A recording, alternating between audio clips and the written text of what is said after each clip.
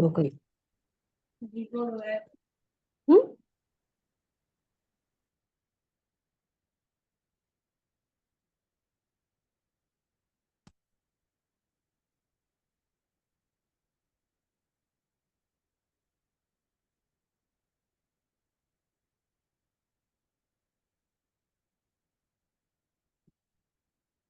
गरम है, ठंडा है होगा।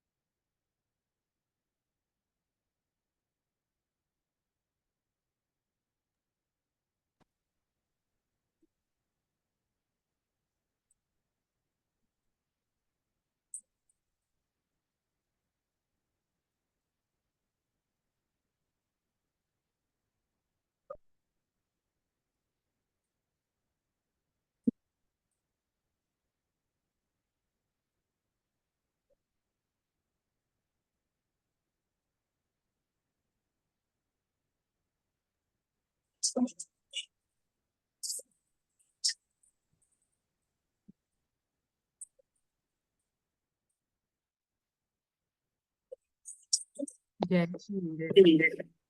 2:30 हम नवकार मंत्र के साथ अपनी क्लास शुरू करते हैं। नमो अरिहंतानम, नमो सिद्धानम, नमो आयर्यानम, नमो उवज्जायानम, नमो लोये सवसाहुनम, ऐसो पंच नमो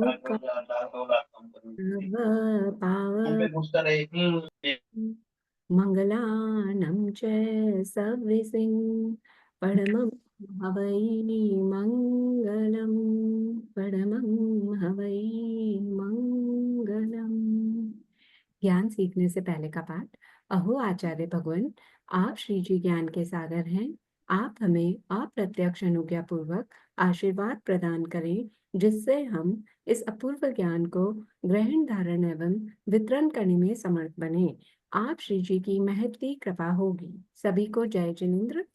जय जिनेन्द्र सर।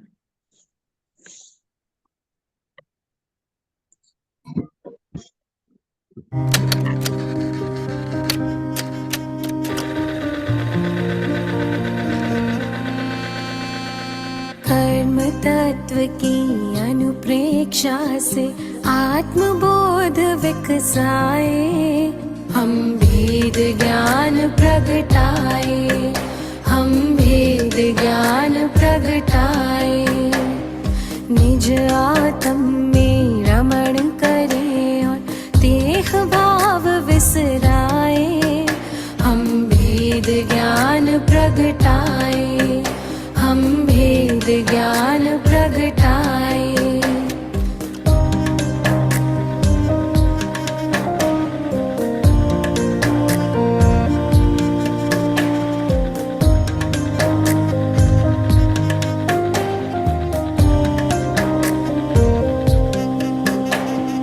कर्म भिन्न है चेतन क्षीर नीर की भांति, तप का ताप लगे तो बिखरे सोने से ज्यों माटी। कर्म भिन्न है चेतन क्षीर नीर की भांति, तप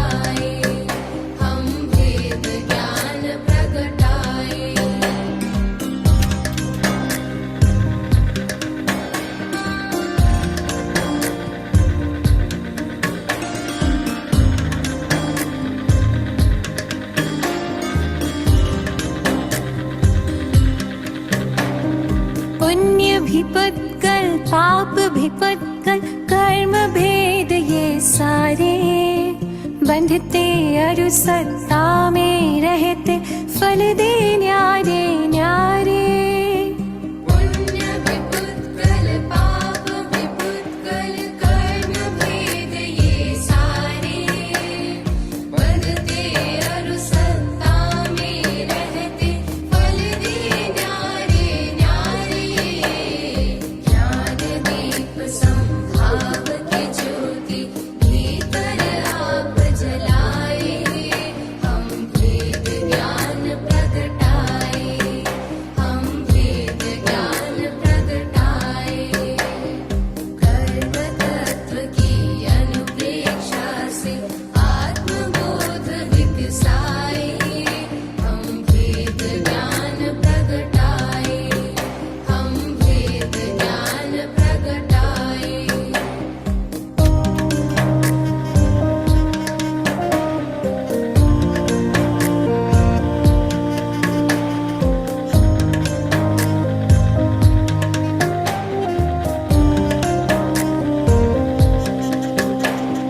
राग द्वेष और मोह तमस का आत्मदेव पर डेरा, कर्म प्रज्ञप्ति को तुम जानो होगा शीघ्र सवेरा। राग द्वेष और मोह तमस का आत्मदेव पर डेरा, कर्म प्रज्ञप्ति को तुम जानो होगा शीघ्र सवेरा। सिंह सत्व के शाश्वत स्वामी शाश्वत धाम को पाए, हम भेद ज्ञान प्रगटाए, हम भेद ज्ञान प्रगटाए।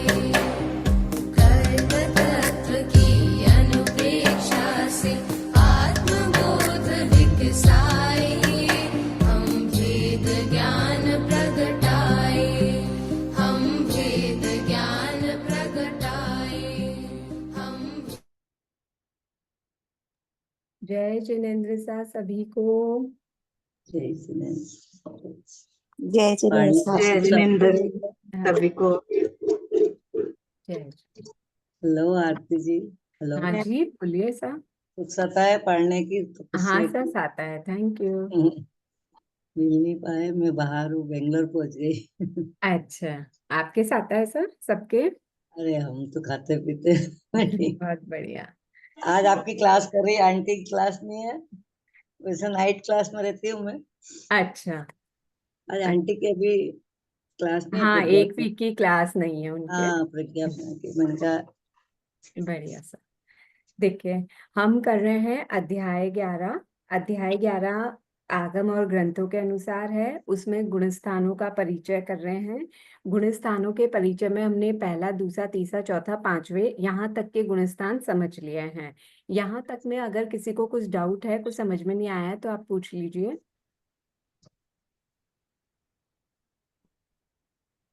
तो मान के चलती हूँ कि आप लोगों को क्लियर है यहाँ तक, ठीक है। अब हम आते हैं छठे गुण स्थान पर। छठा है प्रमथ संयत गुण स्थान। संयत यानी साधु। साधु मतलब जो पाप क्रियाओं से विरत हो, जो पाप क्रियाओं को छोड़ चुके हैं, यानी 5 महाव्रत, 5 समिति, 3 गुप्ती के धारक है, उन साधुओं के बारे में बात की जा रही है। ऐसे साधु जब वो अपनी आत्मा से, भावों से इन क्रियाओं का पालन कर रहे हैं, 5 समिति का, 3 गुप्ती का, उस समय यहाँ पे जो भी वर्णन हो रहा है, मैं स्टार्टिंग से ही बात कर रही हूँ, वो भावों की अपेक्षा से है। वेश कैसा भी धारण कर रखा है, लेकिन उनके भाव जब इस तरीके के हैं, तब उनका ये गुणस्थान होगा। तो जब साधुत्व वाले भाव हैं, यानी वो पाप क्रियाओं से पूर्णतः विरत हो चुके हैं, लेकिन उनमें अभी थोड़ा सा प्रमाद बाकी है। जैसे जो उदाहरण हम लेकर के चल रहे थे, उस उदाहरण की अपेक्षा से कि अब दिशा सही मिल चुकी है, जीव उस दिशा, उस मार्ग पर भी आ चुका है जो मार्ग मोक्ष तक ले जाने वाला है।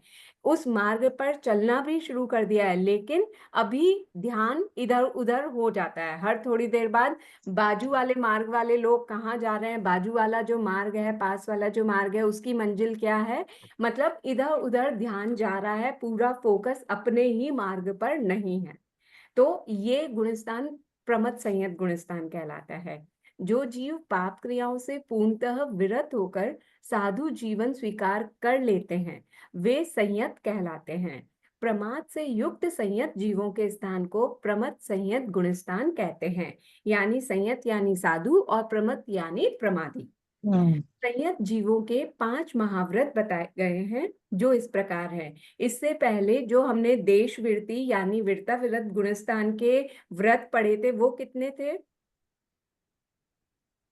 12 से 12 हाँ, 12 व्रत थे। उनमें से अणुव्रत कितने थे? 5 अणुव्रत, और गुणव्रत 3 गुणव्रत, और शिक्षा व्रत 4 शिक्षा व्रत। बहुत बढ़िया। तो यहाँ पर गुणव्रत और शिक्षा नहीं, व्रतों की आवश्यकता ही अलग से नहीं एक बात बनी। पूछनी थी, ये हाँ जी। 3 गुणव्रत क्यों कहा है इनको? क्योंकि दिशावत, जो उपभोग, आगे के 5 अनुव्रत है ना, ये उनको पालन करने में, उनके गुणों में वृद्धि करते हैं। जैसे पहला हमने लास्ट टाइम, आपने लास्ट क्लास ज्वाइन की थी? की थी, लेकिन इतना ध्यान क्लियर नहीं नहीं हुआ? हाँ, कोई बात नहीं। हम्म, जैसे दिशा व्रत है, अगर मैं दिशाओं का परिमाण कर लेती हूँ, तो उसके बाहर होने वाली हिंसा अब मेरे को नहीं लगेगी ना। मैंने हाँ, जो स्थूल प्राणातिपात वीरमण व्रत लिया है कि मैं बड़ी बड़ी हिंसा का त्याग कर रही हूँ, तो उसमें दिशा व्रत मेरी हेल्प करेगा ना, कि इतनी दिशाओं के अंदर की ही अब जो क्रिया हो रही है, हिंसा हो रही है, वो मुझे लगेगा। मैं इतनी ही दिशा में जाऊंगी तो वहीं जो मैं बादर झूठ बोल रही हूँ वो मुझे लगेगा। अच्छा, पांचों को बादर ही, इसमें सॉरी, घटाया बादर का है। तो त्याग कर रहे हैं, सूक्ष्म। अच्छा, मतलब ये 5 अणुव्रत को 3 गुणव्रत में घटा दिया, ये ऐसे 3 बोलना गुण चाह। व्रत उनकी क्वालिटी को और बढ़ा रहे हैं, निखार रहे हैं, उनकी हेल्प कर रहे हैं, अच्छा अच्छा उनके गुणों में वृद्धि कर रहे हैं, इसीलिए इनका नाम गुण व्रत है अच्छा। तो ये ना? अनर्थ दंड तो मतलब हाँ, वेस्ट, जो अपन। अनर्थ दंड यानी बिना कारण की हिंसा करना, व्यर्थ में हिंसा करना। हाँ, जैसे अभी ये कैसे हेल्प कर रहा है ना, हम किचन में होते हैं, सब्जी वब्जी सुधारनी हमें बनानी है, इसलिए सुधारनी पड़ती है, ठीक है।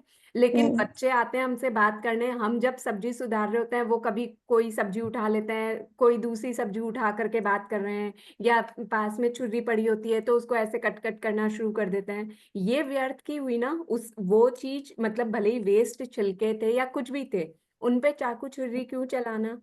उनमें अभी भी जीव है, तो ये व्यर्थ की हिंसा हुई। अच्छा तो जब ये आप जीव की हिंसा छोड़ दोगे, तो अपने आप ही आप जो अहिंसा वाला व्रत है उसका और ज्यादा पाओगे। ठीक है। तो ओके, थैंक यू।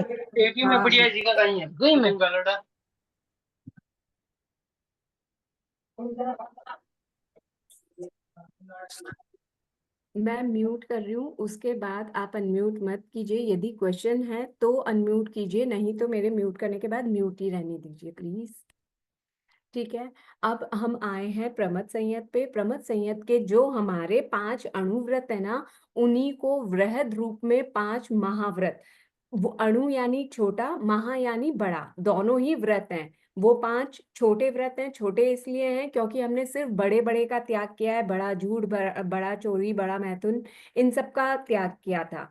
लेकिन यहाँ महाव्रत इनको इसलिए कहा है क्योंकि इनका पूरी तरह से त्याग कर रहे हैं, ना कोई छोटा खुला है ना कोई बड़ा खुला है, कोई गली नहीं है। हमने 2 करण 3 योग से, 1 करण 1 योग से, 1 करण 3 योग से व्रतों का पालन किया था। वो अनगार धर्म था, ये वो आगार धर्म था, ये अनगार धर्म है। इसमें कोई आगार नहीं है, कोई छूट नहीं है। 3 करण 3 योग से ही इन 5 व्रतों का पालन किया जाएगा, इसलिए, और जीवन पर्यंत के लिए, इसीलिए इनको महाव्रत कहा है।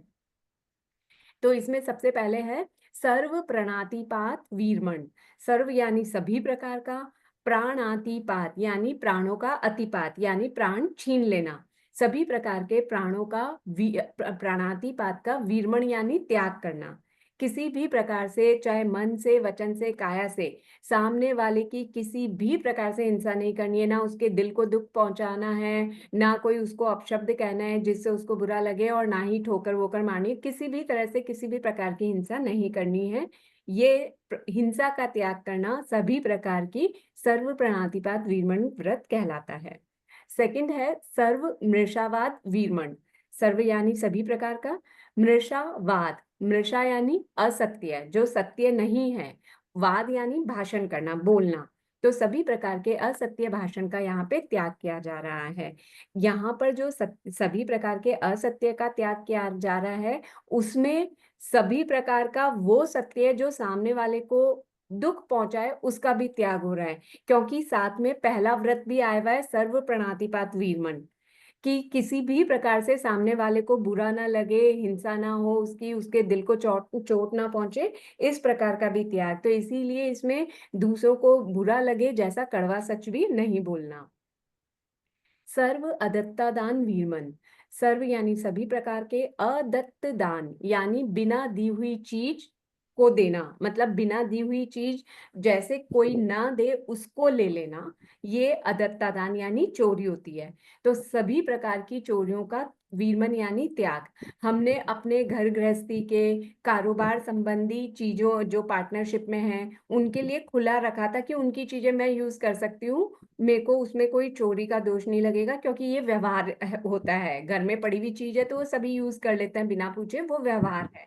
लेकिन यहाँ पर सभी प्रकार के अदत्ता दान का वीरमन है, यानी साधु चाहे सामने पड़ी हुई है, आप उस व्यक्ति के सामने चीज ले रहे हो, फिर भी वो बिना आज्ञा के नहीं लेंगे, क्योंकि उन्होंने सभी प्रकार की चोरी, चाहे वो छोटी हो चाहे बड़ी हो, सभी प्रकार की चोरियों का त्याग कर दिया है। इसीलिए चाहे से आपकी हक की चीज आपके सामने पड़ी है, फिर भी मारसा उसे बिना आपकी आज्ञा के नहीं ले सकते। ये होता है सर्व अदत्तादान वीरमन। अब है सर्व मैथुन वीरमन। जैसे श्रावकों के लिए स्वपति संतोष या स्वपत्नी स्वदार संतोष खुला रखा था, मतलब कि वहां तक वो सेवन कर सकता है। लेकिन साधु संतों के लिए, साध्वियों के लिए सभी प्रकार के मैथुन क्रियाओं का त्याग है, वीरमन है। वीरमन यानी त्याग है। फिर है सर्व परिग्रह वीरमन। हमने ऊपर जब पढ़ा था श्रावक के लिए, तो हमने ये पढ़ा था कि उन्होंने जो परिमाण किया है यथा परिमाण, उसके उपरांत परिग्रह रखने का पचकान। लेकिन यहाँ पर सभी प्रकार के परिग्रह का त्याग है। मतलब जो परिग्रह कंपल्सरी है, जिसको छोड़ना अपने हाथ में नहीं है, जैसे शरीर, शरीर भी परिग्रह है ना आत्मा के लिए, लेकिन शरीर छोड़ के तो नहीं जिया जा सकता ना, तो उसको परिग्रह नहीं मानकर यहाँ पर जो बाकी बाहरी वस्तुएं हैं उनका परिग्रह है, और उनके परिग्रह का त्याग है। और उसमें भी ममत्व से रिलेटेड, चाहे उनको ओगा रखना है, पात्रा रखना है सॉरी, जो चीजें उनके पास कंपल्सरी रखते हैं वो, उस पर भी उनका ममत्व नहीं होता। इसको बोलते हैं सर्व परिग्रह वीरमण व्रत।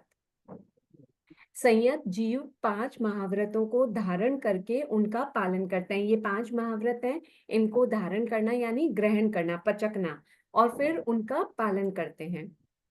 फिर भी उनके जीवन में कदाचित प्रमाद का सेवन हो जाता है।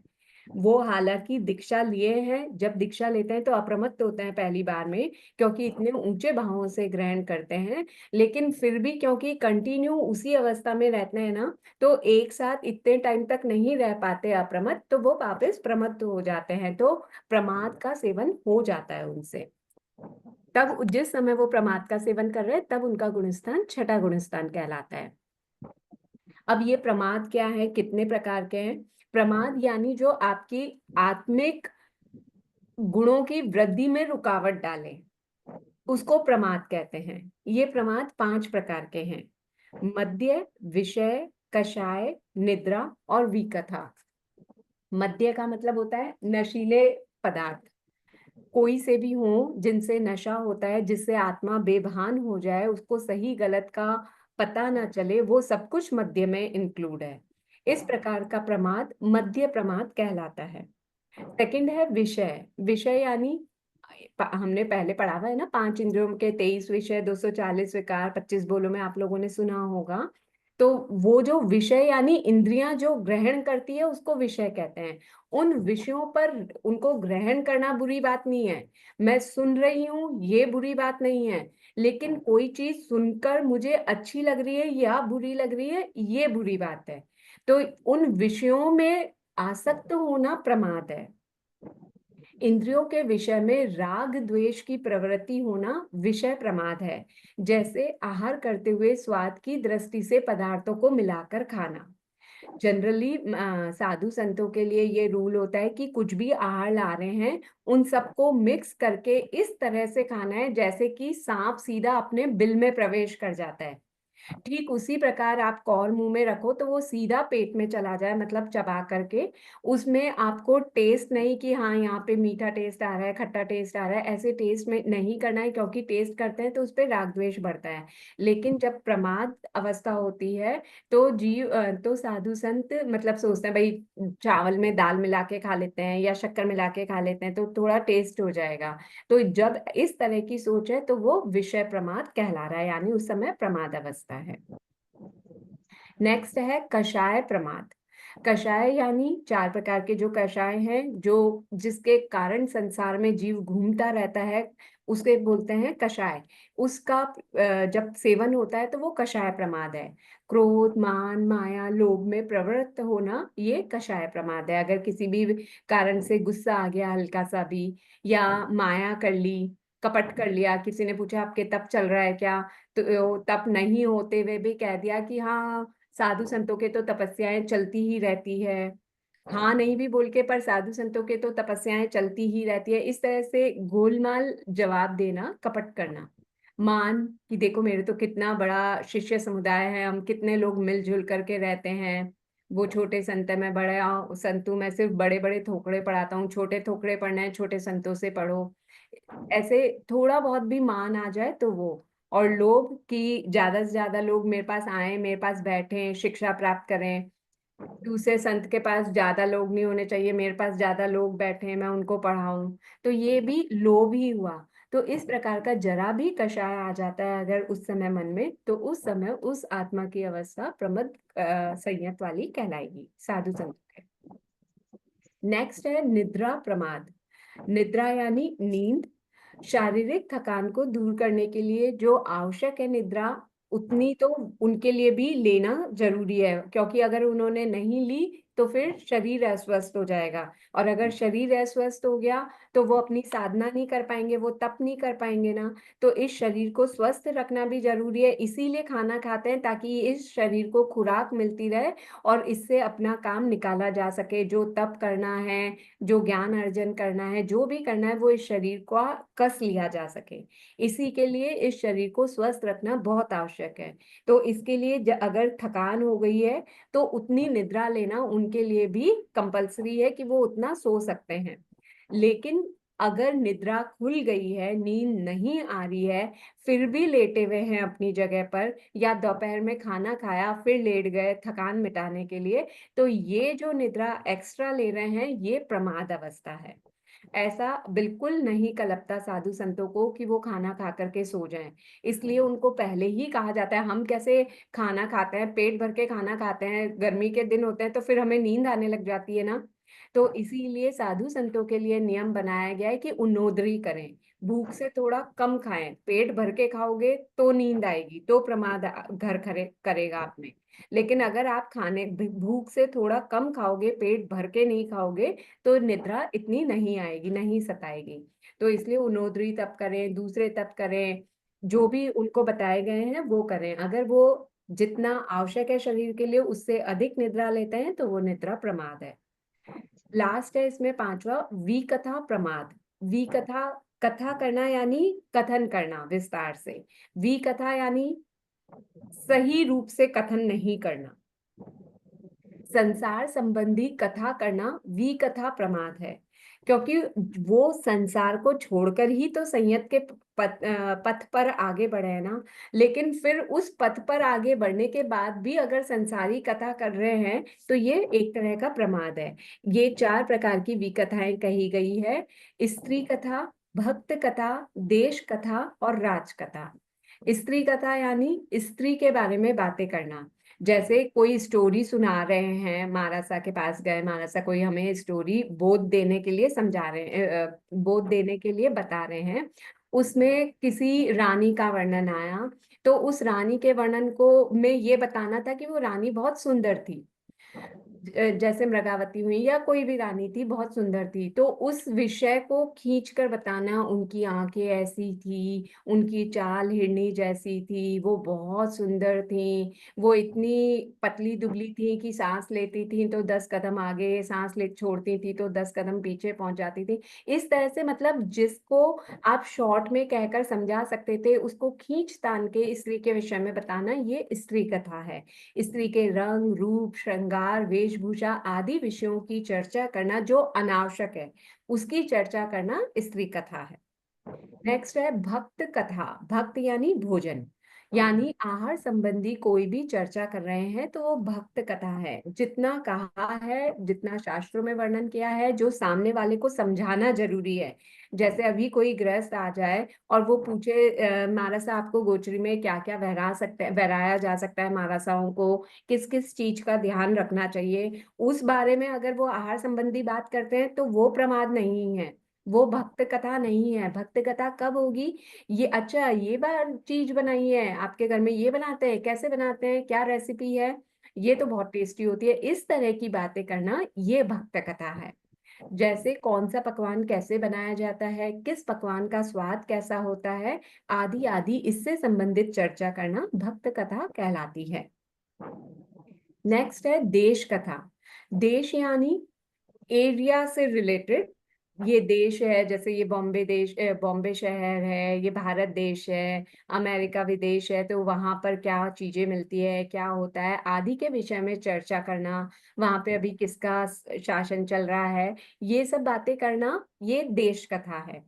राजकथा प्रशासन से रिलेटेड बातें करना, जैसे मोदी जी का राज यहाँ चल रहा है तो वो अपने राज्य में क्या क्या कर रहे हैं, प्रधानमंत्री हैं तो, राष्ट्रपति हैं तो वो क्या कर रहे हैं, तो इस तरह से पॉलिटिक्स से रिलेटेड बात करना, वो राजकथा है। राजा के नगर में प्रवेश, नगर से प्रयाण यानी जाना बाहर, के ठाट बाट की कितने ठाट बाट के साथ इतने ऊंट, इतने घोड़े, इतने पैदल सैनिक साथ चलते हैं, इन आदि विषयों की चर्चा करना, ये राजकथा कहलाती है।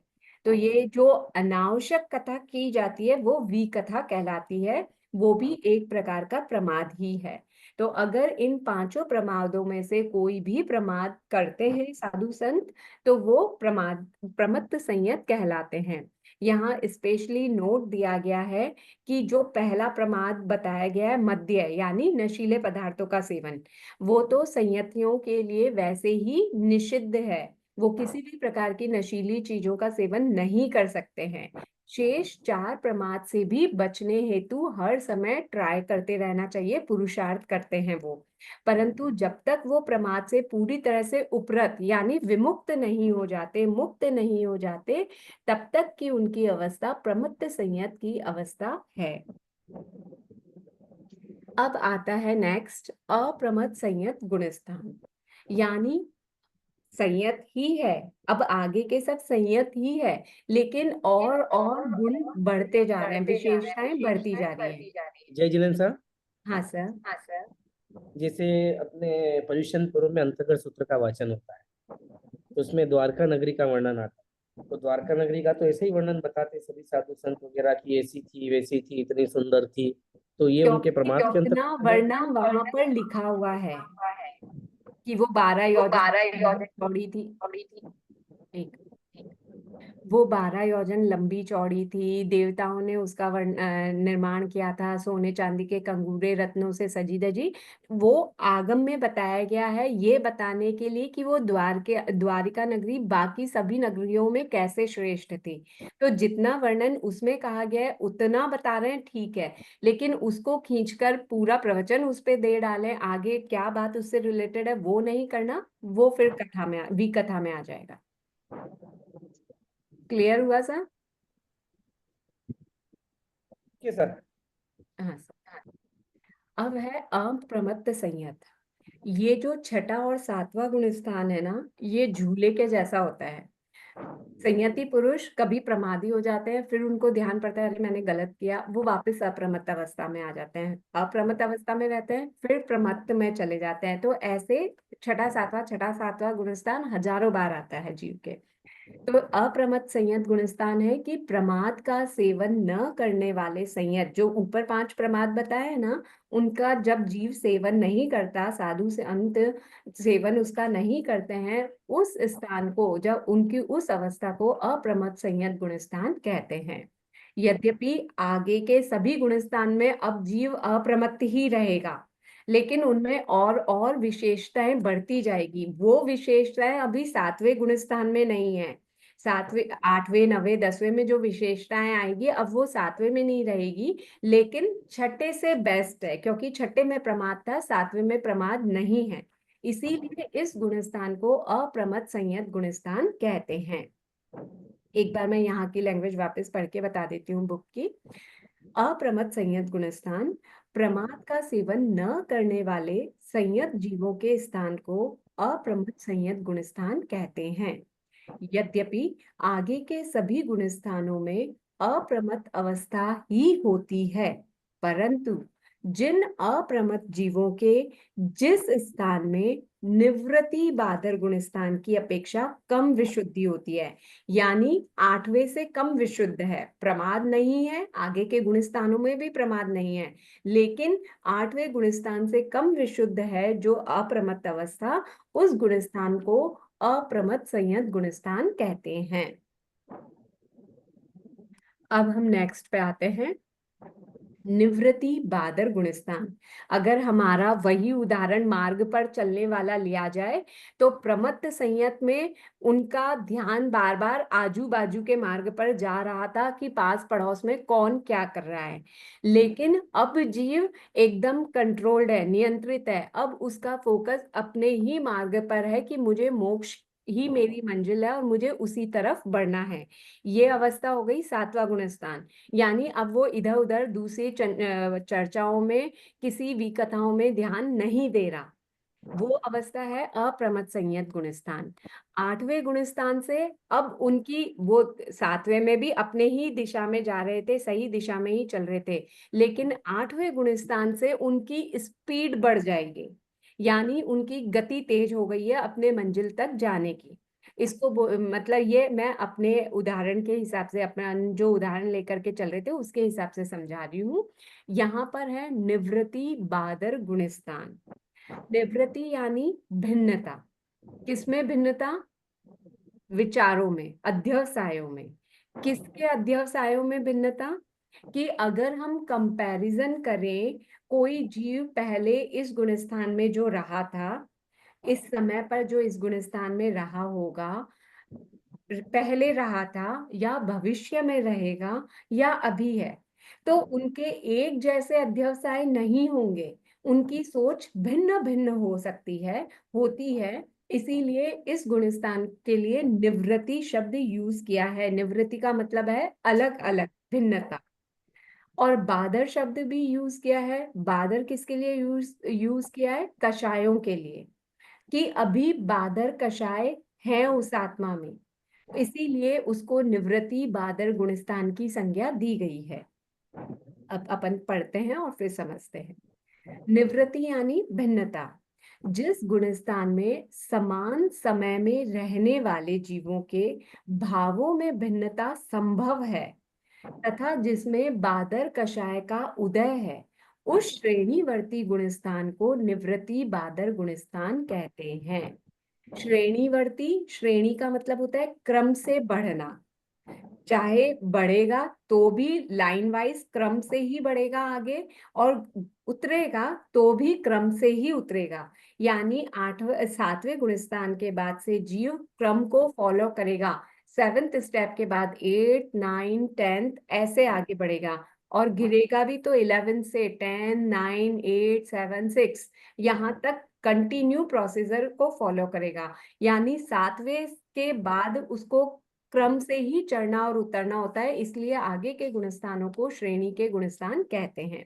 कहाँ तक कहते हैं वो हम जब वहां पहुंचेंगे तब बताएंगे। जैसे उपशम श्रेणी के 11वें तक ही है, इनफैक्ट 10वें तक ही बोलेंगे, 11वां तो उपशमक चारित्री कहलाएगा। तो श्रेणी उपशम श्रेणी कहाँ से कहाँ तक हुई? 8वां 9वां 10वां गुणस्थान। ऐसे ही अगर शपक श्रेणी बोली जाएगी तो 8वीं 9वीं 10वीं तक शपक श्रेणी है, और 12वां गुणस्थान जो शपक श्रेणी वाला है वो 11वें में नहीं जाता है, वो शायिक चारित्री कहलाएगा, क्योंकि वहां पर पूरी तरह से चारित्र मूनीय कर्म का क्षय हो चुका होगा। तो यहाँ पर हम बात कर रहे हैं 8वें गुणस्थान की। ये बात अभी मैंने बीच में इसलिए बताई क्योंकि यहाँ पे श्रेणीवर्ती शब्द आ गया है, इसीलिए कि ये यहाँ से श्रेणी प्रारंभ होती है। 8वें गुणस्थान से श्रेणी प्रारंभ होती है, चाहे उपशम श्रेणी हो चाहे शपथ श्रेणी हो, 8वें गुणस्थान से ही उसकी शुरुआत हो रही है। तो श्रेणीवर्ती गुणस्थान को निवृत्ति बादर गुणस्थान कहते हैं। कौन सा श्रेणीवर्ती गुणस्थान? श्रेणीवर्ती यानी श्रेणी के गुणस्थान। श्रेणी के गुणस्थानों में से कौन सा वाला गुणस्थान? जहां विचारों में भिन्नता संभव है और बादर कषाय का भी उदय चालू है। अब यहाँ पर भिन्नता को एक उदाहरण के द्वारा समझाया जा रहा है। असत कल्पना, असत यानी जो सत्य नहीं है, ये पॉसिबल ही नहीं है, फिर भी हम इस विषय को समझने के लिए कल्पना कर लेते हैं कि 8वें गुणस्थान का काल 100 समय का है। हम अगर माने कि पूरा 8वां, जैसे 8वां गुणस्थान हम अंतर मुहूर्त का बताते हैं कि उसका समय, अब श्रेणी के जो गुणस्थान है ना उनका सबका अपना अपना अंतर मुहूर्त ही है समय, पर अंतर मुहूर्त बोलेंगे तो समझ अपना जो हम बताना चाह रहे हैं बात, उदाहरण, वो समझ नहीं आएगी, इसलिए हम उसको एक बार फिक्स समय वाला 100 समय वाला अंतर मुहूर्त मान करके समझते हैं इस उदाहरण को। 8वें गुणस्थान का काल यदि असत कल्पना से 100 समय का माना जाए तो 8वें गुणस्थान के प्रथम समय में, यानी 100 में से पहला समय, जब जीव 8वें गुणस्थान में जस्ट एंटर हुआ, वो पहले समय में अतीत में जितने जीव हुए हुए हैं, यानी 8वें पहले अनंत काल में इस 8वें गुणस्थान के पहले समय में जो जो जीव आए थे, और वर्तमान में जितने जीव हैं 8वें गुणस्थान के पहले समय में, और भविष्य में जितने जीव होंगे उसी समय पर, यानी जब वो 8वें गुणस्थान में एंटर करेंगे उस समय पर, उन जीवों के अध्यवसायों में यानी भावों में भिन्नता संभव है, यानी उनकी सोच अलग अलग संभव है। दूसरे तीसरे आदि प्रत्येक समय के लिए भी इसी प्रकार समझना चाहिए, यानी पूरे 100 समय जो कि 8वें गुणस्थान का काल है, उस पूरे समय के लिए ऐसा समझा जा सकता है कि इस समय भावों में भिन्नता संभव है, हो सकती है। ये चीज इसलिए कह रहे हैं क्योंकि इसका नेक्स्ट गुणस्थान अनिवृत्ति बादर आएगा, वहां भावों में भिन्नता नहीं होगी, चाहे जीव अतीत काल में उस गुणस्थान में रहा हो चाहे भविष्य में रहे, लेकिन उनके भाव एक समान रहेंगे।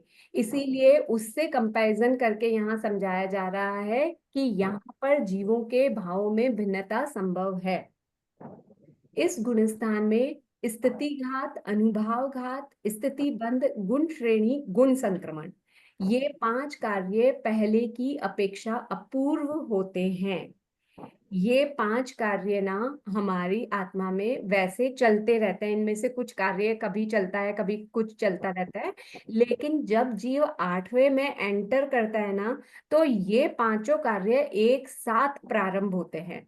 इसीलिए इसको अपूर्व करण भी कहते हैं। इस गुणस्थान का दूसरा नाम क्या है? अपूर्व करण गुणस्थान। क्यों? क्योंकि ये अपूर्व 5 कार्य एक साथ प्रारंभ करता है 8वें गुणस्थान में आते ही। इनका सामान्य सा अर्थ मैं बता देती हूँ ताकि ये शब्द आपको समझ में आए कि क्या कर रहा है जीव इसमें। तब कोई पूछना चाह रहे हैं क्या किरण जी आप कुछ?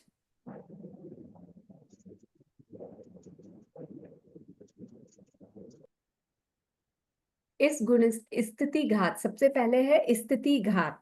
स्थिति के लिए हमने निषेक समझा था, निषेक का डायग्राम।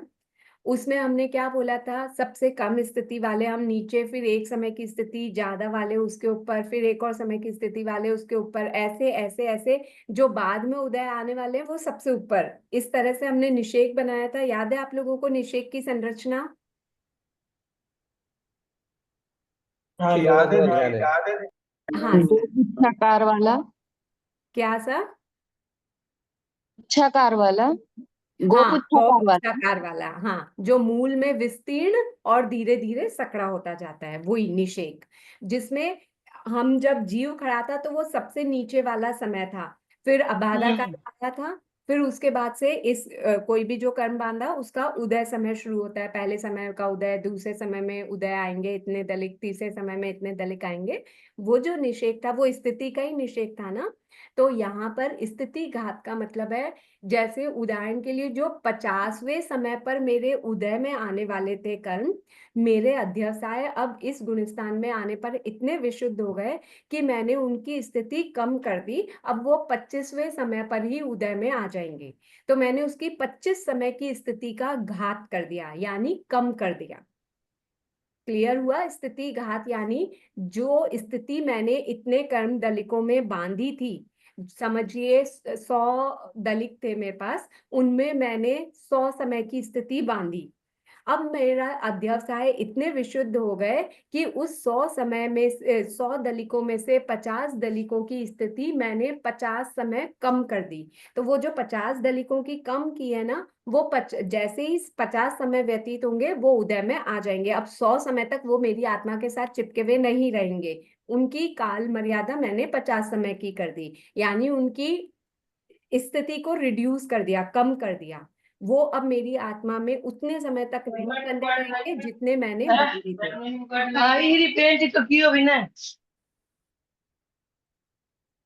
इसे बोलते हैं स्थिति घात, यानी स्थिति जो टाइम पीरियड हमने उस पे लगाया था टैग, अब उस टाइम पीरियड को हमने कम कर दिया, वो कम समय तक ही आत्मा के साथ चिपके रहेंगे। नेक्स्ट होता है अनुभाव घात।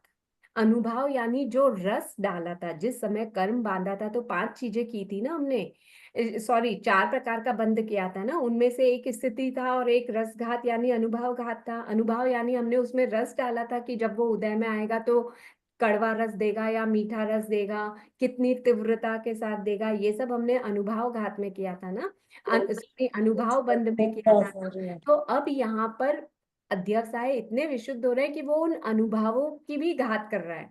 अनुभव की घात करना यानी अनुभवों को कम कर रहा है। और कौन से अनुभव यानी कौन से रस को कम कर रहा है? जो अशुभ प्रकृतियों के रस है ना, उनके रस को कम कर रहा है। स्थिति तो वो सभी कर्मों की कम कर रहा है, चाहे शुभ कर्म है चाहे अशुभ कर्म है, लेकिन अनुभाव यानी रस घात सिर्फ अशुभ प्रकृतियों का कर रहा है। यानी अशुभ प्रकृतियों में जितना उसने रस बांधा था, समझो 10 ग्राम बांधा था, अब वो उसको कम करके 5 ग्राम कर रहा है।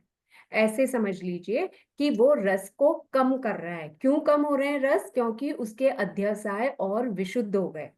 जब बांधा था तब उसमें क्रोध रहा होगा, कषाय रहा होगा ज्यादा, इसलिए इतना गहरा रस बांध लिया था। लेकिन अब जैसे जैसे अध्यवसाय विशुद्ध हो रहे हैं तो वो पूर्व के बंधे हुए अनुभावों को भी कम कर पा रहा है, उन रस को कम कर पा रहा है। ये कहलाता है अनुभाव घात।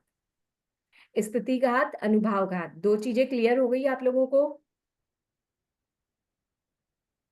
हाँ या नहीं में जवाब दीजिए साहब, फिर हम आगे नेक्स्ट पढ़ें। हाँ हो साहब। गई। जी ठीक है। जी। नेक्स्ट है स्थिति बंद। स्थिति बंद यानी जो हम बंद कर रहे हैं, जो हम नया कर्म बांध रहे हैं, उसमें जो स्थिति बंद हो रहा है उसी को स्थिति बंद कहा है। वो तो चल ही रहा है ना कंटिन्यू, अभी बंद का विच्छेद नहीं हुआ है तो स्थिति बंद चल ही रहा है। यहाँ अपूर्व कारण मैडम घात एक बार थोड़ा और बताइए। घात यानी कमी करना, स्थिति घात यानी स्थिति को कम करना। जितने समय जब मैंने कर्म बांधा था तो मैंने हाँ जितनी स्थिति उन कर्मों के लिए बांधी थी ना कि मेरी आत्मा के साथ हाँ ये कर्म इतने समय तक चिपके रहेंगे, वो हाँ स्थिति कम कर देना स्थिति घात है, कि अब वो हाँ। मेरी आत्मा के साथ कम समय तक ही रहेंगे। वो अनु निद्रा करके करते हैं क्या? क्या करके? निद्रा निद्रा। नहीं, निर्जरा यानी तो आत्मा से पूरी तरह से अलग कर देना। यहाँ पे हम टाइम पीरियड कम कर रहे हैं, हाल आत्मा के साथ ही चिपके हुए हैं वो कर्म। वो टाइम पीरियड कैसे कम होगा? भावों में विशुद्धि से, अध्यवसाय अच्छा। विशुद्ध होंगे तो अपने आप ये हाँ प्रोसेस होता चला जाएगा। अच्छा। अनुभाव घात में रस कम कर रहे हैं, जो अशुभ रस बांधा हुआ था कर्मों के दलिकों में, उन रसों में कमी ला रहे हैं, ताकि अब जब वो उदय में आएंगे तो उतनी तीव्र पीड़ा नहीं देंगे जितनी मैंने बांधी थी। क्योंकि भाव से शुभ हो जाएगा। भाव शुभ हो गए इसलिए रस कम हो जाएगा। अब मुझे उतना हाँ प्रताड़ित नहीं करेंगे, उतना परेशान नहीं करेंगे, ये कर्म उदय में आएंगे तब, जितना हाँ। मैंने बांधा था तब करते। ठीक है। हम्म। स्थिति बंध यानी जो नया बंध हो रहा है उसकी स्थिति जो बांध रहे हो आप, वो स्थिति बंध है। नेक्स्ट है गुण श्रेणी। गुण श्रेणी का मतलब क्या हुआ, जो स्थिति घात में आपने दलिक कम किए ना, निषेक में जो जैसे 60 समय पर उदय में आने वाला था उसको आप नीचे लेकर आए 30 समय पर, तो वहां पर उसको बिछाना होता है। उसको किस क्रम से बिछाते हैं उसको गुण श्रेणी कहते हैं। गुण इसलिए बोलते हैं क्योंकि प्रति समय पर असंख्य गुणाकार वृद्धि होती जाती है, उनको बैठाते हैं। यानी पहले सबसे कम दलिक, फिर उससे असंख्य गुणा अधिक दलिक डालता है, फिर उससे असंख्य गुणा अधिक डालता है, ऐसे अंतर मुहूर्त तक डालता है जीव। तो इसलिए इसको गुण श्रेणी कहते हैं। वो जो दलिक जो स्थिति घात से आपने कम किए वहां से हटाए, तो हटा के डालोगे तो सही ना कहीं उन दलिकों को किसी स्थिति में, तो जिस स्थिति में उनको बिछाया जाता है वो असंख्य गुणाकार रूप से बिछाते हैं, इसलिए उसको गुण श्रेणी कहा जाता है। अब है गुण गुण संक्रमण। गुण श्रेणी एक बार दोबारा बताइए। हाँ, गुण श्रेणी का मतलब स्थिति घात में जो आपने कर्मों की स्थिति कम की ना, जैसे समझिए मैंने 20 समय पर जो कर्म उदय में आने वाले थे उनको मैं खींचकर अभी उदय में लाना चाह रही हूँ। अभी मैं अगर जस्ट अभी ले आई तो उदीर्णा हो जाएगी, उदय समय में ले आई तब तो वो उदीर्णा कहलाएगी। यहाँ क्या बोल रहे हैं कि उदीर्णा नहीं कर रही हूँ, उदय समय में नहीं ला रही हूँ, पर उसकी स्थिति को पहले की अपेक्षा कम कर रही हूँ। जैसे अगर 100 समय के लिए मैंने किसी कर्म को अपने साथ चिपकाया था, अब मैंने उसको 50 समय के लिए कर दिया, तो 50वें समय पर उन सारे दलिकों को लाकर मेरे को जमा करना पड़ेगा ना। तो वो कैसे जमा करेंगे कि पहले समय में कम डालूंगी, दूसरे समय में उनसे असंख्य गुना को जमा दूंगी, तीसरे समय में असंख्य गुणा को जमा दूंगी। यानी 50, 51, 52, 53 ऐसे समयों पर मैंने असंख्य गुणाकार रूप से उनको जमा दिया। ये चीज गुण श्रेणी कहलाती है। आगे ये सब चीजें डिटेल में आ जाएंगी, अभी ये शब्द आया है तो थोड़ा सा आपको ध्यान रहे कि ये क्या चीज है, इसलिए बता रही हूँ। ओके, आपके ये पोर्शन में नहीं पूछा जाएगा गुण श्रेणी क्या है, स्थिति घात क्या है, क्योंकि ये आपके दिया हुआ नहीं है। तो इसलिए पर बेसिक आप लोगों को पता होना चाहिए कि ये क्या हो रहा है आत्मा में इस समय पर। अब है गुण संक्रमण। गुण संक्रमण यानी सजातीय प्रकृतियों में ट्रांसफर होना होना। और कैसे ट्रांसफर होना कि पहले समय में थोड़े दलिक ट्रांसफर हुए, अगले समय में उससे असंख्य गुना ट्रांसफर होंगे, उसके अगले समय में असंख्य गुना ट्रांसफर होंगे। इसको बोलते हैं गुण संक्रमण। संक्रमण में पहले पढ़ा था क्या? परिवर्तन पड़ा था ना। हाँ, संक्रमण यानी परिवर्तन पढ़ा था ना, सजातीय हाँ प्रकृति में परिवर्तन। तो यहाँ हाँ परिवर्तन की बात हो रही है, वो प्रति समय असंख्य गुणाकार होगी, हाँ। इसे गुण संक्रमण कह रहे हैं। ठीक है। तो ये 5 कार्य, हाँ जी,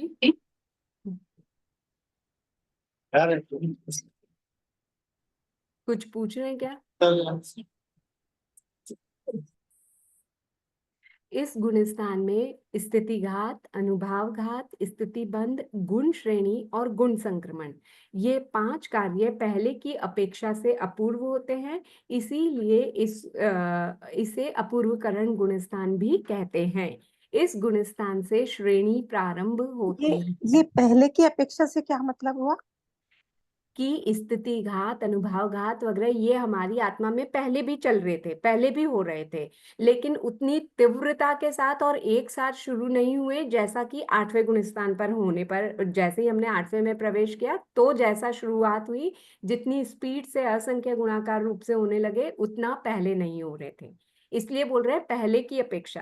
पहले भी जब जीव 8वें गुणस्थान में नहीं था, इससे पहले के गुणस्थानों में था, तब भी स्थिति घात हो रहा था, अनुभाव घात हो रहा था। यानी पहले गुणस्थान में मिथ्यात्वी जीव होता है ना, उसके भी स्थिति घात, रसघात वगैरह होता है, हर समय होता है ये हमारे, क्योंकि जैसे जैसे हमारे अध्यवसाय शुभ होंगे उस गुणस्थान में रहते हुए भी, तो भी ये क्रियाएं होती रहती है, लेकिन उतनी स्पीड से नहीं होती जितनी 8वें में आने पर होती है। इसलिए कहा है कि पहले की अपेक्षा। ठीक है।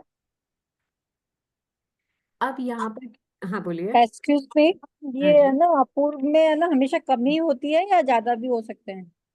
क्या नहीं, कम ही कर रहे हैं, अध्यवसाय शुभ हो रहे हैं तो इन चीजों को कम ही कर रहे हैं, यानी अपूर्व मतलब स्थिति पहले और से रस कम को ही कम स्थिति कर होगी। रहे हैं, पहले की अपेक्षा से स्थिति और रस कम कर रहे हैं, इसीलिए कम घात हो। शब्द है। घात यानी कमी करना। ठीक है, ओके। हाँ। अब यहाँ पर श्रेणी शब्द क्योंकि यूज किया था इसीलिए श्रेणी को समझा रहे हैं। श्रेणी यानी पंक्ति, सीढ़ी, क्रम।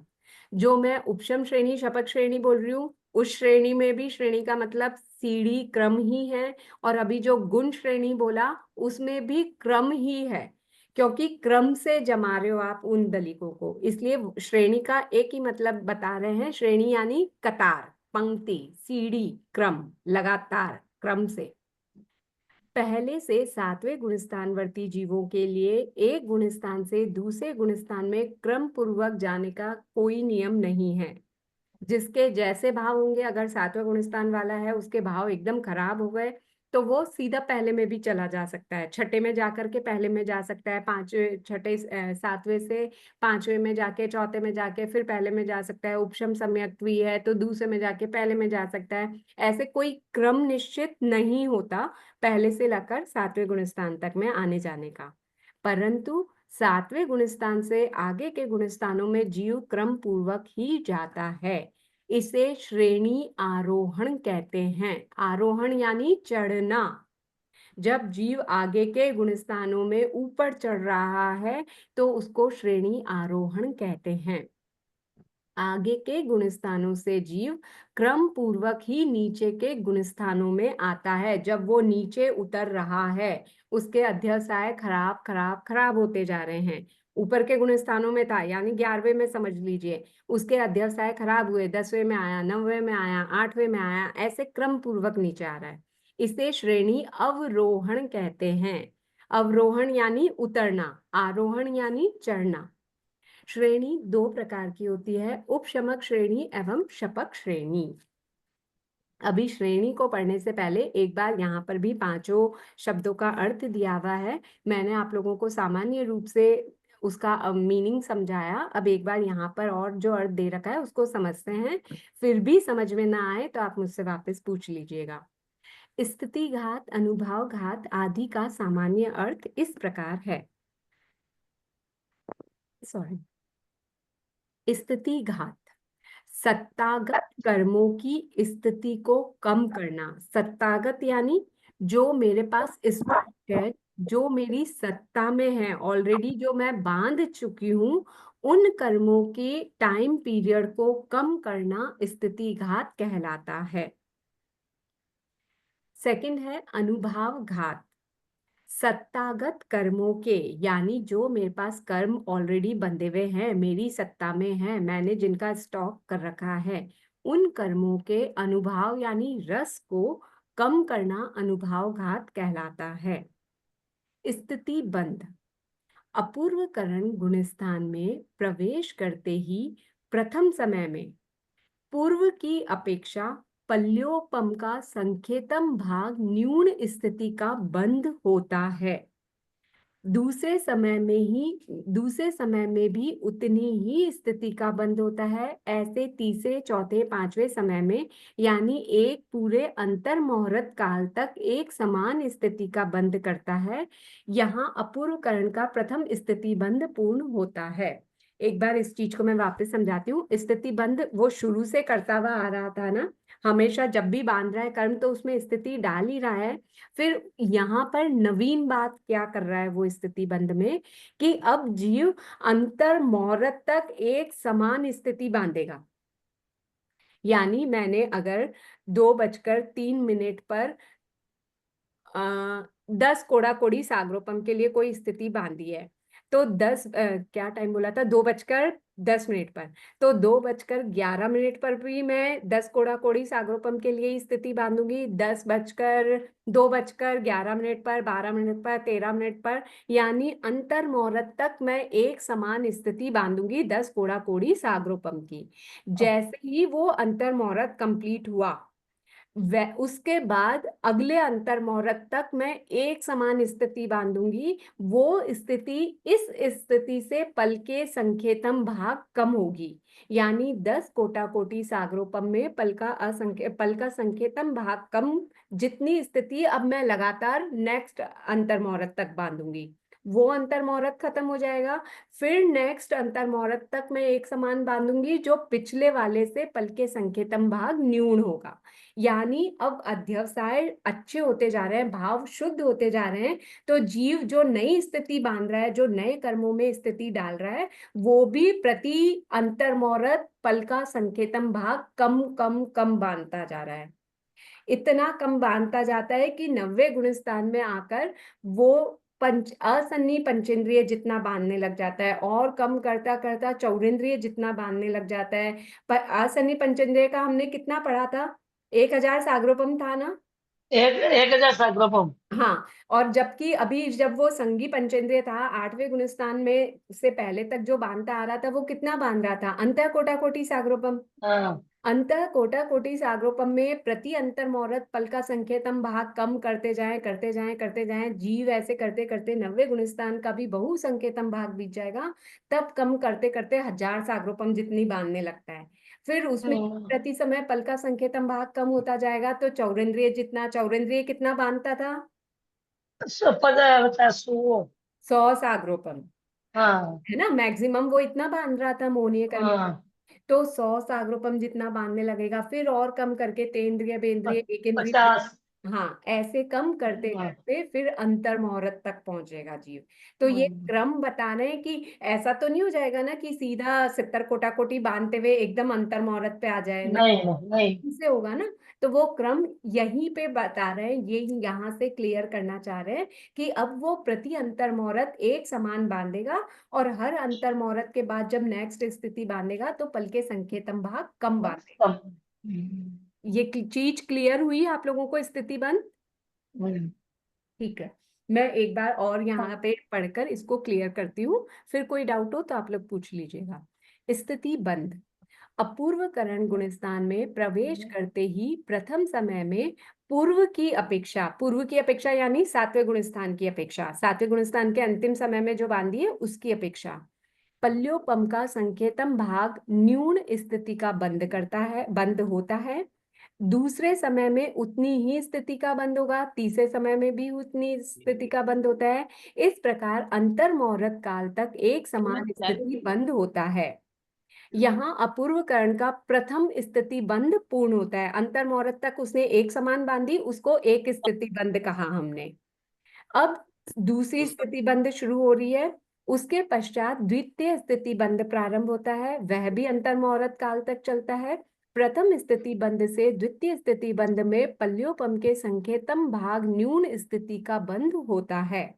इस प्रकार प्रत्येक स्थिति बंद में क्रमशः पल्योपम का संकेतम भाग न्यून न्यून स्थिति का बंद होता है। अपूर्व करण में ऐसे अनेक हजारों स्थिति बंद होते हैं। क्लियर? यहाँ तो ये लाइन बोली है ना एंड में कि अपूर्व करण में ऐसे हजारों अनेक स्थिति बंद होते हैं, ऐसा क्यों कहा है? इससे हमें ये समझ में आ रहा है कि हम ये कह रहे हैं कि वो अंतर मुहूर्त तक एक ही स्थिति बांध रहा है। दूसरी तरफ हम ये भी कह रहे हैं कि 8वां गुणस्थान अंतर मुहूर्त के लिए ही होता है। तो यहाँ ये समझना है कि वो जो एक समान स्थिति अंतर मुहूर्त के लिए बांध रहा है ना, वो अंतर मुहूर्त बहुत छोटा है। 8वें गुणस्थान के पूरे अंतर मुहूर्त में ऐसे हजारों अंतर मुहूर्त पूरे हो जाएंगे। ये बात समझ में आई जो मैंने अभी लास्ट में कहा? या मतलब यूं वापस? 7वें के बाद जब वो प्रवेश करेगा, हाँ, 8वें के बाद जो वो कम करेगा, स्थिति का बंद कम करेगा, वो न्यून न्यून हजारों उसमें करेगा। 8वें से जो क्रम शुरू कर रहा है ना वो बांधने कम करने का, वो बल्कि संकेतम भाग जितना ही कम कर रहा है ना, वो ही बराबर कर रहा है। उसी प्रकार से कम करता जा रहा है। वो आगे भी एकदम से कुछ नहीं हो जाएगा, आगे भी वो क्रम से ही पल के संकेतम 8वें भाग। में ही हजारों बार आ जाएगी स्थिति ऐसी। हाँ, 8वें में ही वो हजारों बार कम कर देगा। मतलब हर एक अंतर मुहूर्त में हजारों अंतर मुहूर्त पूरे हो जाएंगे, उसके कहने का मतलब। वो अंतर्मुख बड़ा होता है। हाँ, क्योंकि अंतर मुहूर्त एक पॉइंट ऑफ टाइम नहीं है ना, वो रेंज ऑफ टाइम है ना, पीरियड ऑफ हाँ। टाइम है ना। तो अगर 8वें का अंतर मुहूर्त हम इतना समझ रहे हैं, जबकि पूरी श्रेणी भी वो अंतर मुहूर्त में ही चढ़ेगा, यानी 8वां 9वां 10वां गुणस्थान भी कुल मिला के अंतर मुहूर्त ही होगा, लेकिन वो अंतर मुहूर्त बड़ा है, 8वें का अंतर मुहूर्त उससे छोटा है, और स्थिति बंद करने का अंतर मुहूर्त तो उससे भी छोटा है। तो सब अंतर मुहूर्त ही है, लेकिन बड़े से छोटे होते जा रहे हैं।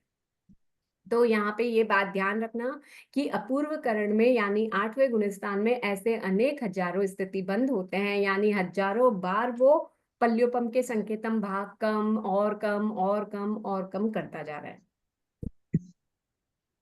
क्लियर हुआ सर, जिन्होंने पूछा था? हाँ दीदी क्लियर हो। ठीक है। अब है गुण श्रेणी और गुण संक्रमण। 2 मिनट बाकी है क्लास में, अपन ये और कर लेते हैं।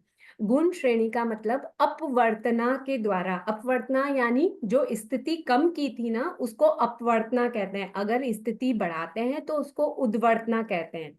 कोई भी चीज बढ़ाते हैं तो उद्वर्तना कहलाती है, और कम करते हैं तो अपवर्तना कहलाती है। तो अभी हमने स्थिति घात में कम की थी ना स्थिति, तो वो जो अपवर्तना यानी स्थिति कम के द्वारा घात्यमान कर्म प्रदेशों को, यानी जिनकी घात की, जिन कर्म प्रदेशों की हमने स्थिति घात की है, उन कर्म प्रदेशों को क्रम पूर्वक असंख्य गुणाकार रूप से स्थापित करने को गुण श्रेणी कहते हैं।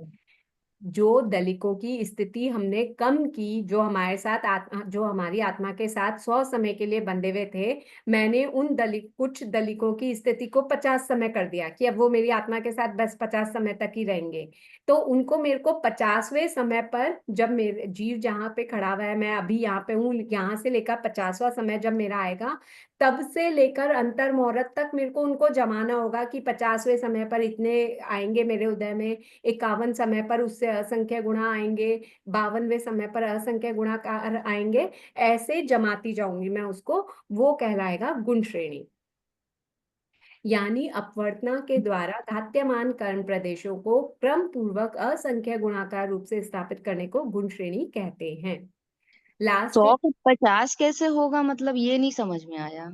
जब अध्यवसाय शुद्ध हो जाते हैं ना, भाव शुद्ध हो जाते हैं, तो जो कर्म मैंने 100 समय के लिए तक अपनी आत्मा के साथ बांधे हुए थे कि ये मेरी आत्मा के साथ 100 समय तक बंधे रहेंगे, पर मेरे भाव शुद्ध हो गए, तो मैंने ऐसा किया कि अब ये मेरे साथ 100 समय तक बंधे हुए नहीं रहेंगे, बस 50 समय तक ही ये मेरी आत्मा के साथ बंधे हुए रहेंगे। मतलब उनकी उसको हम भोगे हैं कि वो मतलब भाव के कारण वो अपने आप फिर गए। भावों के कारण उनकी स्थिति आत्मा के साथ कम समय तक बंधी रहेंगी। भोगूंगी जब उदय में आएंगे 1 से लेकर 50 समय तक, तब मेरे को उनको भोगना ही पड़ेगा, लेकिन पहले मैं उनको एक पहले समय से लेकर 100वें समय तक भोगती, अब मैं उनको पहले समय से 50 समय तक ही भोगूंगी, बस। उसके बाद 51 से लेकर 100 समय तक वो मेरी आत्मा में चिपके हुए नहीं है, वो अलग हो चुके होंगे मेरी आत्मा से। ठीक है, थैंक यू। अपूर्व का क्या बताया? 8वां गुणस्थान बताए। अपूर्व मतलब अपूर्व यानी जो पहले कभी नहीं हुआ, पूर्व यानी जो पहले हो चुका है, अपूर्व अच्छा अच्छा। जो पहले कभी नहीं हुआ। हाँ। तो इतनी वृद्धि के साथ शुद्धि पहले कभी नहीं हुई, कहने का मतलब। गुण संक्रमण, संक्रमण यानी परिवर्तन यानी ट्रांसफर, अत्यंत विशुद्ध परिणामों से अबध्यमान अशुभ कर्म प्रकृतियों को बध्यमान सजातीय प्रकृतियों में असंख्य गुणाकार रूप से संक्रमित करना गुण संक्रमण कहलाता है। ये हम पहले कर चुके हैं, फिर भी नहीं समझ में आए तो आप पूछ लीजिएगा। लास्ट इसमें लिख रखा है, श्रेणी में काल न करने वाले जीवों की अपेक्षा से ये कथन किया गया है। वो जो अभी हमने ऊपर कहा था कि आगे के गुणस्थानों में जीव क्रम पूर्वक ही नीचे गुणस्थानों में आता है, तो जब वो घिरता हुआ आता है ना, तो वो 11वें से 10वें में, 9वें में, 8वें में, 7वें में ऐसे गिरेगा। लेकिन समझिए कोई 11वें गुणस्थान में और वहीं पे उसका आयु पूरी हो गई, तो वो मृत्यु को प्राप्त हो जाएगा, काल कर जाएगा। तो काल करके फिर वो 10वें में, 8वें में, 9वें में घिर सकता है क्या? वो तो साधुओं नहीं। के गुणस्थान है, वो कैसे साधु बना रह सकता है? चारित्र तब तक ही रहेगा जब तक शरीर है, जीवन पर्यंत ही चारित्र रहता है ना। तो तब वो 10वें 9वें गुण इनमें गिरता हुआ नहीं आएगा, तब वो सीधा चौथे गुणस्थान में आ जाएगा। चौथा गुणस्थान किसका है? अविरत सम्यक दृष्टि का, यानी उसकी दृष्टि तो सही है, सम्यक ही है, लेकिन चारित्र छूट गया। और दृष्टि वो की वो क्यों लेके आया? क्योंकि ज्ञान और दर्शन ये भविक भी होते हैं, पर भविक भी होते हैं, तदुभय भविक भी होते हैं। यानी इस जन भव में मेरे साथ रह सकते हैं, अगले भव में मेरे साथ चल सकते हैं, भवो भवों में मेरे साथ चल सकते हैं। इसीलिए आप और मैं ज्ञान अर्जन कर रहे हैं। 5वें गुणस्थान में नहीं आ सकते जिसके 5वां गुणस्थान किसका है? श्रावक का। राव श्रावक का। एक व्रतधारी तो होना चाहिए ना। व्रत धारण हाँ। करने के लिए शरीर नहीं है आपके पास, आप व्रत में कैसे रहोगे? अच्छा, क्लियर? ठीक है सर, और किसी का कोई डाउट है क्या? जी, ये एक दो चीज आपसे शेयर करनी थी। हाँ जी। तो फेर का होता है ना, तो कई बार क्लास मिस हो जाती है, रिकॉर्डिंग में उतना मजा नहीं आता जितना आपसे लाइव बात कर सकते हैं। हाँ, तो मेरे आपसे मैंने पहले भी रिक्वेस्ट डाली थी कि एक तो अबाधा काल वाला चैप्टर शुरू से दोनों मतलब एकदम शुरू से पढ़ाते हैं। अब आधा काल जो इसी बार के पोर्शन में है ना आपका हाँ, अबाधा। ये जैसे ये वाला पोर्शन खत्म होने के बाद अबाधा काल शुरू कर दें, और बिल्कुल उसके बाद शुरू से एंड तक एक बार दोबारा जैसे नॉर्मल क्लास होती है उसे। लेकिन है ना, जब क्लास चले ना तब सबको एक ही गाइडेंस दे दे दीदी कि सब पेंसिल ले लें, उनकी जो जिज्ञासा है वो लिख लें, फिर बाद में एंड में पूछ लें, क्योंकि बीच में कोई भी कुछ पूछता है ना तो डिस्टर्बेंस बहुत आती है, रिदम टूट जाता है वो। ठीक है सर, ऐसा कर लेंगे। ठीक है। हाँ, क्योंकि सबको मतलब जिज्ञासा तो 100% होती है, मुझे भी हाँ, होती है, मुझे भी इच्छा होती है कि मैं पूछूं, लेकिन अगर मैं बीच में पूछता हूँ तो रिदम आपका भी टूटता है, मेरा भी टूटता है।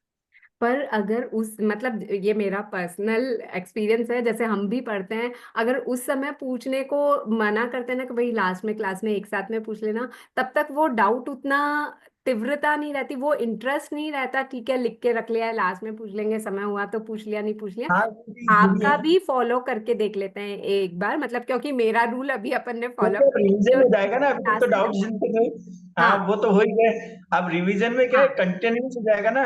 तो जैसे हाँ, दोबारा जब क्लास को दोबारा से पढ़ते हैं ना जब रिकॉर्डिंग को, तो वो बिल्कुल कंटिन्यूएशन में बहुत अच्छी रहती है फिर पढ़ते वक्त। जैसे ठीक है। अभी आपकी रिकॉर्डिंग देखता हूँ, बहुत सी बार मेरी दिन की मिस हो जाती है, तो मैं रिकॉर्डिंग से ही पढ़ता हूँ। तो रिकॉर्डिंग में वो बीच बीच में डिस्टर्बेंस हो जाती है कि आप क्या सब्जेक्ट चल रहा था और कहाँ चले गए आप एकदम से। ठीक है सर, तो अब जब रिवीजन करेंगे तब वैसे कर लेंगे। जय जीवन सा हाँ जय जय सर। जीवन जिनेन्द्र। सा एक अब रिवीजन करो तो पहले वापस हमने शुरू की 4-5 लेसन हमने पढ़े ही नहीं आपसे मैडम, हम भूल गए थे क्लास अटेंड कर। कौन शुरू से? का अब रिवीजन करो, शुरू से करवाना पहले अध्याय से। हाँ, मतलब एक बार अब आधा काल करके शुरू से करा देंगे ना तो वो डबल रिवीजन हो जाएगा। इसी बुक हाँ का ना जो अपने इंटरमीडिएट में है वो ही ना? हाँ हाँ, इंटरमीडिएट वाला ही। हाँ, इंटरमीडिएट का रिवीजन होगा तो वो तो शुरू से एंड तक हो जाएगा। हाँ जैसे नहीं, उसके कर्म पहले प्रकृति अब आधा काल का एक बार कर दीजिए। विपाक अध्ययन है ना, ये वाला। अपने इंटरमीडिएट की बात कर रहे हैं ना आप लोग? हाँ जी हाँ जी। हाँ, तो कोई दिक्कत नहीं है, कर्म प्रकृतियों का विपाक जो 5वां चैप्टर है वहीं से करना है अपने को, और लास्ट तक 11वें तक करना है। आप यही कह रहे हैं ना हाँ, रिवीजन? मतलब हाँ उसके हाँ पहले जी हाँ जी हाँ देखिए जी। अब आधा काल करेंगे तो अब आधा काल का डबल हो जाएगा, मतलब बहुत अच्छे से प्रैक्टिस हो जाएगी। ठीक है सर, कर ठीक देंगे। है, थैंक यू। हाँ, इसी के थैंक साथ में ज्ञान सीखने के बाद का पाठ बोल लेते हैं। अहो आचार्य भगवान, यह ज्ञान हमारे भीतर में विनय की अभिवृद्धि करे, सरलता का विकास करे, सहनशीलता को बढ़ाए, हम पात्र प्रह बने, अनासक्त बने, पांचों इंद्रियों पर विजय प्राप्त करके वीतरागता का वर्ण करें तथा परिपूर्ण सामायिक में लीन हो जाए। इसी के साथ में आप में से किसी का दिल दुखाया हो तो मिच्छामि दुक्कडम, आगम विपरीत कुछ प्ररूप ना करने में आई हो तो मिच्छामि दुक्कडम। जय जय जय जय जिनेन्द्र। जय जिनेन्द्र। जय श्री जय जिनेन्द्र।